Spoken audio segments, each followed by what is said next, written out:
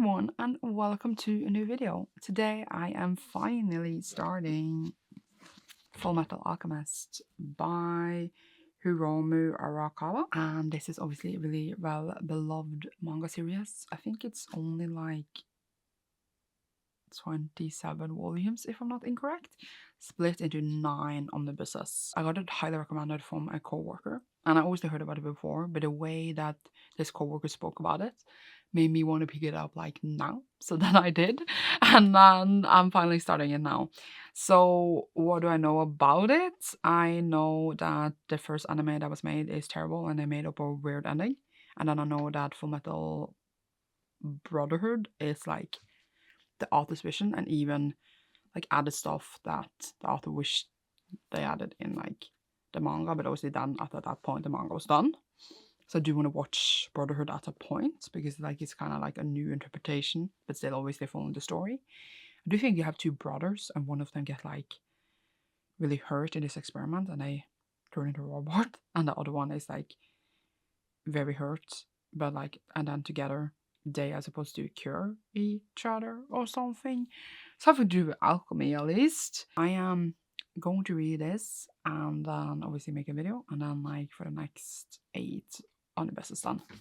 Very excited. I also kind of like it's not like 100 years long because like I am in many long series now. I'm hyped. So I guess we're just gonna start. I guess we are. It says here that we are on chapter 1, which is the two alchemists. I just wonder if it was like some title of the volume, but apparently not. So I guess we're just going to start with chapter 1, which seems to be 60 pages. That's a long chapter. So I guess the first chapter usually is a bit longer. So I'll let you know how it goes. See you very soon. I will try my best to explain what's going on. So we open up with the Elric brothers sitting in like some kind of cafe thing. And then they listen to like this preaching to God on the radio, and they don't really believe in God because, well, they are alchemists, and one of them is just an armor but doesn't speak. It's like a big like metal armor. They found out about this like kind of priest dude that uses this thing to transform and also is said to be able to resurrect her life. And we have this girl named Rose who wants to resurrect her love that died, and he says he would do it but not when. So he's kind of just leading her on. She believes this, and he has lots of followers that believes that he is a descendant of, not descendant of God, but like basically has God's powers. And then Edward, who is the dude that is not in armor, and one of the brothers, says that he thinks that he has Philosopher's Stone, which they are also looking for, which is a known like alchemist object thing. And he does, and he can create things. So he creates a chimera while fighting them because he just admitted to everything, like the priest dude, that he was fake and everything. And Rose here sticks is like, but he can still resurrect my love, so I will go with him. And now they're gonna fight. The chimera attacks Edward. And he has like a metal arm, metal shoulder and arm. And he's like, ooh, so he's also like automated full steel prosthetics, full metal prosthetics. So that's why. I didn't really get what he was doing with like the stone in front of everyone. I think he changed looks in front of everyone or something. Like the masses so that they believed in God and stuff. But obviously, as we know, it's just a philosopher's stone. It's fake. But they, I think, are looking for a cure for like their hurts, like the brothers, if I believe correctly. Also, I've forgotten that a woman wrote the series, which is pretty cool because it's so popular, and a lot of like series like this is often written by men. But yeah, chapter 2 is the price of life. So let's see how this fight goes. I don't think I explained it very well, but let's go. Okay, so they tell a bit of the backstory where they try to resurrect their mother, who was the kindest person in the world, and that experiment went wrong. So the brother lost his body and then sacrificed like his arm to get the soul back for the other. And then the other one sacrificed. I was a bit confused who sacrificed who. But I think one of them, it says here, even after the horrible injuries of losing his left leg, my older brother exchanged his right arm for my soul and put it in this suit of armor. So like he just is in the suit of armor. They're giving up on resurrecting people, wants to try to get his body back. And Rose is like, what? And then they transmit the plan of like the evil priest dude to all of his followers because he had like a transmission thing. And they get obviously very mad, and they do defeat him in the end. The Philosopher's Stone they try to take, but it breaks, so it means that it was fake. And then we see him after the brothers have left talk to this lady that has like a fancy like symbol on her like bone, like this symbol here. that probably means something that we're going to see later. The plan has failed. He's no longer of use. And then she kills him. And now the brothers are on a train. And they're now in a mining town, I think, because chapter 3 is called the mining town. But yeah, they both had a symbol on them. And she was with a dude who has a symbol on his tongue and killed the priest dude. So yeah, that was the little introduction to the brothers, I guess. Let's see if they can get the body back. I assume that that is like the main quest for the whole manga. So if it happens, it will probably happen in the end. So one of them has like a leg and an arm that is, I was going to almost say cyborg, but of metal. And then the other one is just a full armor. Let's see the next chapter. Honestly, what a pure and wholesome chapter, and I honestly hope they're all as long, because like I kind of like them long. I had a lot of videos where they're all really short. So they're around at this mining town, and apparently I said it before, but Edward is a alchemist, and he can like create things and like change things, and I just didn't say it before. So like he made like a weapon out of the ground earlier, and then around this mining town, and I want to buy some coal. And then also just get some food at this inn. And then the people there don't want to serve him because he is an alchemist for like kind of a soldier. So he works directly for the president. And then like the officials for the town is trying to collect taxes and come in, and they like realize who he is, and it's like, oh my god, we need to be really nice to this person so that he will put in a good word for us with the like the higher ups. But like the people there don't want to serve him, and he like pretends to eat with them, like the higher ups, and then they actually burn it into the ground. So Edward goes and turns a lot of like stones into gold, and then gives all this gold to like the soldiers there to sell over the mine, but it says free of charge because it's illegal to turn stone into gold. And then he gives it over to like the people who live there because like they barely could get by, and that's why they don't put it in the first place. But obviously now that was burned down, and then changed it all back to stone. But since the contract said that they got it free of charge, the like villagers won. And the dude that was controlling everything, he said, I will report your corruption as well. He also tried to bribe him, but it didn't work. So at first we think that he's mean, but then obviously he was on the people's side all along. Which you kind of expect that, but it was still fun to see him play like the soldier in the town, and like the people, like him earning their like trust and respect instead of like just expecting it, even though like he is from higher up. But yeah, interesting that he works for like president or something. I thought they were just on the road on their own, but apparently they do have some obligations, some kind of. Or is it fake, the thing he showed? Because he can create things. That is also a thing. He can create things, but they needed coal. I didn't really get it. Did they need coal? What were they? I think they were just trying to buy something, and then they said it was like 200,000, and then he showed he was an alchemist, and then they found out that he was an alchemist for the president. That's when he didn't want them. But I didn't really get what he was trying to buy at first. Maybe it was just coal. Did I miss it? Yeah, like 200,000 for like some booze and meals and a bed. That was really expensive. Not 200,000. 2,000. 200,000. That was so expensive. Why would they charge those high prices in the first place, though? The villagers, I mean. Like, even if they were poor. I don't know, like, the currency there, but that sounds like a lot. Either way, I don't know. Chapter 4 is Battle on the Train, which is the last chapter in Volume 1, it seemed like. Which I feel like seems weird. But apparently it is correct. That's so weird to just have 4 chapters in a volume. I used to like 8 to 10. Okay, honestly love that there's like 4 chapters every volume so far. Because like I can see the next volume because volume 1 is done. And like I love it kind of in a way that is very different from like the others I don't hear where like there's many chapters in one. It's very interesting and I like it. Either way, in this 4th chapter we are basically on a train. There's like Robert's there that has taken the people hostage, and Eric, not Eric, that's their last name. Elric is actually their last name. Edward goes out and is like, whoosh, whoosh, whoosh, and then owns everyone.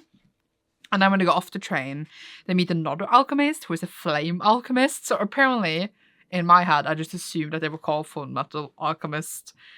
I mean, I realized that they said so in the beginning, that that's like their title because they are of metal.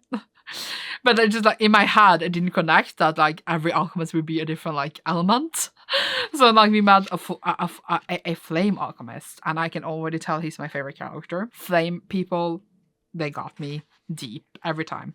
And he just showed up and the rest of the people. He like snaps on flame on a dude who tried to like resist arrests. And then we go to volume 2 already. I feel like that went so fast, but I'm having a lot of fun. So we go to chapter 5, which is the alchemist's suffering. Let's see. That was a sad chapter. So we visit this dude who's also an alchemist who studies like not transformation but like skin stuff, kind of something stuff. He said what it was, but he has like a huge library with stuff that could help them, like I was gonna say maybe change their bodies or like study there at least for a little while. And he has a daughter and a dog, and his wife also died. And then the next morning, suddenly he has turned and made the dog and the daughter into like one being, which is not good at all. And he like basically killed his daughter. And he noticed that once. I don't understand why like he was gonna do this experiment. He did it while these people were there, because they would obviously notice that the daughter was suddenly not there. So that was not smart. But other than that, obviously he was gonna be arrested. Obviously that was wrong because they didn't have the skill to like change her back. And then this dude arrives with glasses on and it's like a star in his head, cross star in his head, and says that Alchemist who has strayed away from the path of God must die, and he kills the dude who did this. And then we also see Edward being very sad about like what happened and that it shouldn't happen, etc. And he wished he could save the girl. So yeah, that was dramatic and kind of dark chapter. Love to see it. And now we have chapter 6, the right hand of destruction. Love to hear it. Let's go. Very dramatic. Hit very hard. So we start off first with Edward having a nightmare about his mother being like, oh, what a nice present, because he gave her a present, and it's like, too bad you can put my body back together as well as this present. Because actually they did manage almost to resurrect her when they did the experiment, but it was like someone that was gone and like the body was of a demon or something. That was sad. And then he's sad about what happened. They talk about like they found the body of Tucker, who was a dude who like did experiments. And they talk about this killer called Scar that they know of, but they don't know anything about him. Then we switch over to the pretty lady that like had hired or given the false Philosopher's Stone to the like priest dude earlier. She's working with like another like god dude. I don't know what to call him. Holiness is better the word. And he turns into a teenage girl, and people are shocked. And we switch over again to Edward going around being depressed. And then this dude runs over to him and yells his name super loudly. And it's like, there's this killer going around. And then Scar is like right behind them. And then attacks them and goes after them. And then Edward and his brother tries to run. The brother do have a name as well. I just keep forgetting it. It is Alopsy or something. Alponsi? I don't know. In Japanese, it's Aruponsu. So, I don't know. But they fight with him. First to try to run away, then they fight Scar. And then he's like, I will destroy this, which is the arm of Edward. And he literally does. Like, it gets destroyed. Which is obviously not a good thing. So we should see. He seems very shocked. I'm quite shocked. Let's see what happens. We're going to next chapter 7, After the Rain. Let's see. Meep. Okay, so before they start fighting again, when he loses his arm, the other alchemist shows up. The fire alchemist, Roy, and all the others. And Roy's like, I will take you on, haha, because like Scar is really happy that they're all there, so he doesn't need to hunt them down, because he wants to kill them all. And then they just push Roy out of the way, because they're like, you're useless in the rain. And then like the all different alchemists starts attacking him. One is just shooter, another one is like a big muscle dude, but they don't manage to take him down. He's really good. And then he actually like escapes by like taking off the ground and disappearing into the sewers. But before that, they do see that he is an Isablan. And the Isablans are people from the east who believe in one god Ishvara. Due to the religious differences, there always been conflict, blah, blah, blah, blah, blah. There was a civil war. They used state alchemists in an all-out genocide campaign, which is terrible. They were recruited as human weapons. They were to test suitability for war. And then Roy was actually one of the people who did it. And I'm like, you just fully admit it right now that you did a genocide. I don't even know what to say to that. And that's why he's after them, because he's preaching against alchemy, but he uses also alchemy to take them down. So they meant that he was contradicting, but also fully understand why he would hate alchemists that did this. But yeah, they're just talking about how he's after them and like Edward, and Edward needs to go to see his mechanic because his arm is ruined. Now we are on chapter 8. The Road of Hope. Very dramatic. I love to see it. So first of all, Edward is a bit unhappy with who is going to follow him to the mechanic, who is like one of like, he was kind of a very humoristic dude, that has a mustache that works for like the government. His name is Alex Louis Armstrong. I will probably call him the mustache dude if I forget he's called Alex. And he follows him, and then they see when they stop the train on the way, they see like a dude that used to work for the government on Alchemist, and they go off because everyone wants to follow him because he found out he's like could maybe know more about like body transfiguration that he wants to do. And they found out that he has made a philosopher's stone and wants to know the data for this, but he doesn't want to, at first want to share it because he doesn't want to have anything to do with Alchemist anymore because he quit as an alchemist after the war, the genocide they were forced to do. And a lot of other alchemists did as well after the terrible things he did, because all the things he made, he was so sad that it was used to kill hundreds and thousands of people, which granted, I would feel the same. And then he actually, in the end, gives him the data on this note and then goes back. And then the lady is there. The lady that I have also, do we even know her name? The lady that follows them. The lady with a scar. Not a scar, the tattoo on her boobs. I was gonna say it's not on her boobs. It says Lust. Her name is Lust. What a name. I guess I would try to name her name, remember that. And she threatens him. It's like basically torturing him to tell him where it is. And at first he doesn't want to say, but then she threatens this little girl that comes by. And then he does tell her where the data is. So she wants to go there first to destroy it. He doesn't know who she is, but he does it so maybe Edward can stop them for whatever they're doing. And now we're already to volume 3, which I felt went so fast, but it's because the chapters are not a lot. There's only 4 chapters in the next one, 2 and a little side story. So we are going to chapter 9, a home with a family waiting. How sweet! So this is their home. The mechanic is back home that makes like prosthetics for like the people that need it.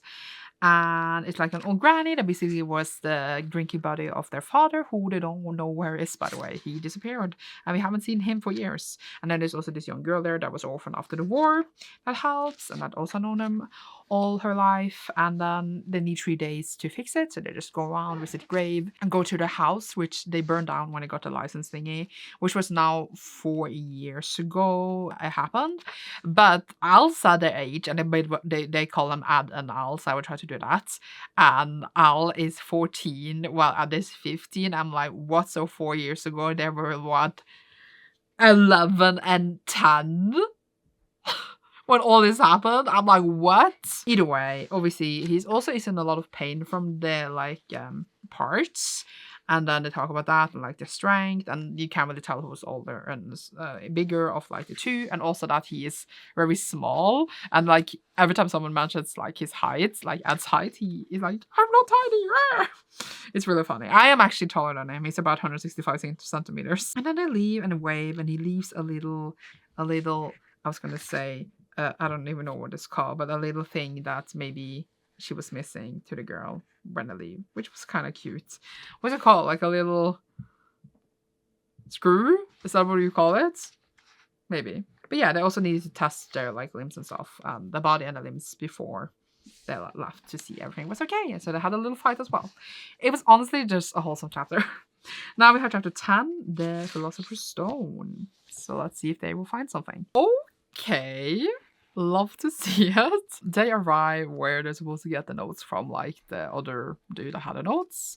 But the building where we was at burned down, which obviously was from Lust and Gluttony, which is a little dude who likes to eat people. And Gluttony can also smell Scar and goes after him down in the sewers because he's going to eat him. But we don't actually get to see that fight, so we don't know if Scar or Gluttony won. And then we go over, obviously, to Ed, who's pretty upset that their documents burned down. But there's this bookworm who also has lost her job, or doesn't have a job, whose name, I don't know, but she was buried in books at least, and she has photographic memory, so she had read the notes of his and had memorized it and writes it down for them over 5 days. And then also pays her a lot so she can put her mom in the hospital, and she needs to look for a job now. And they do have the notes, but they're written in a code, and they can't crack the code at once.